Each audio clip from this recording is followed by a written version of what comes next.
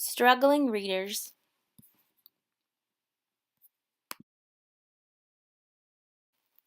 Many of the high schoolers who I interviewed were in grades 9 through 12, and they volunteered to share their thoughts about how to help others and how teachers can help others who are struggling or illiterate in reading.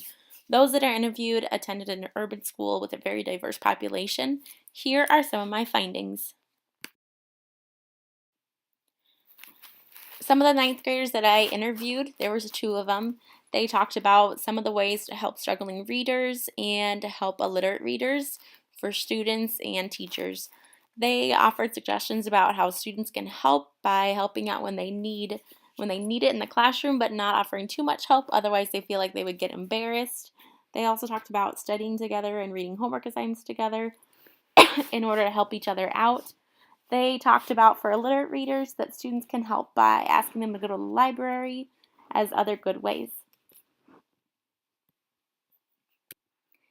They also talked about being open to new books and being okay with reading magazines if that was what their friend wanted to do. Some of the ways that teachers can help is to help students read or giving them strategies.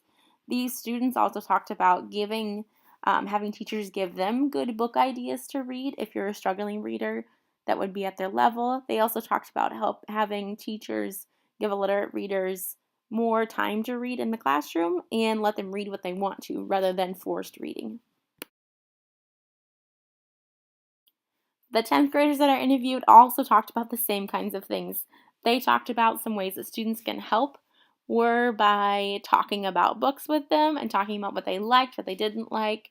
They talked about making a plan for them on how they can get better as readers. This particular student talked about lesson plans and how they can say, well, why don't you read this little bit today, read this little bit tomorrow.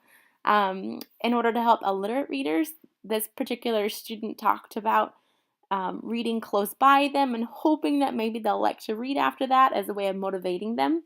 They talked about that teachers can help by making them read books, letting them read easier books that are more at their level or below their level, and reading books online using a Kindle or asking them about what they're reading about.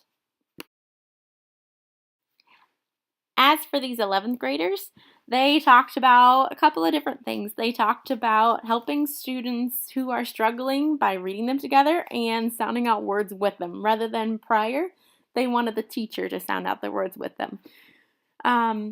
Helping illiterate readers, they can help them by, again, asking about what kinds of books they like and encouraging them to do their best.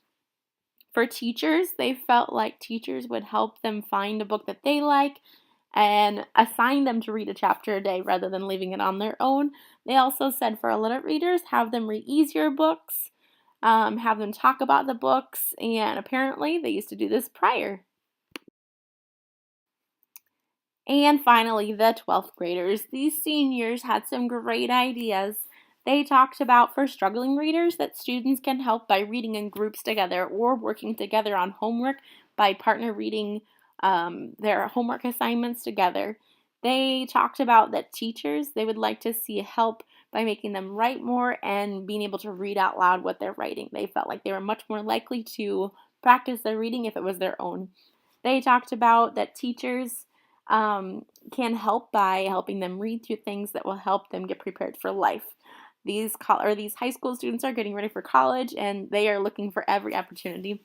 They also talked about how to help illiterate readers by motivating them, being a friend for them, having teachers give them good books, and giving them more time to read. After all of these connections that I had made while in the interviews, here's some of my final thoughts. It seemed that most students interviewed wanted to have more opportunities to read more in the room, but less of it actually being forced reading, which makes sense. We don't enjoy being forced to do anything. According to Gallagher, our students should be reading through many windows, not just a single narrow window that gives them a view of the next exam. Students are not doing enough reading in school. I absolutely 100% agree with this, that students need to be reading more. Gallagher addressed having more reading in the classroom as a way to prevent a read-aside from happening. And this particular couple of grades that I addressed with, it seemed like teachers are really hoping to get their students engaged in the books by having more books available. I hope that this continues and that students are enjoying reading a little bit more because of this. Students also gave another kind of connection, or made another kind of suggestion. They suggested having different kinds of reading, including magazines or newspapers rather than books, which I think is perfectly fine. I noticed that some classes, students talked about being allowed and being um, assigned to read newspapers. Gallagher gives examples of using the overnight Newsweek as a reading activity and gives assignments to go along with this, such as choosing quotes, writing about effective articles or photos, or writing on your own opinion.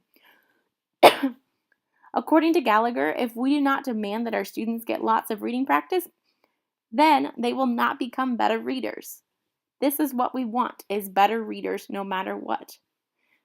I hope that you enjoyed my presentation and learned a lot about how to help. Thank you.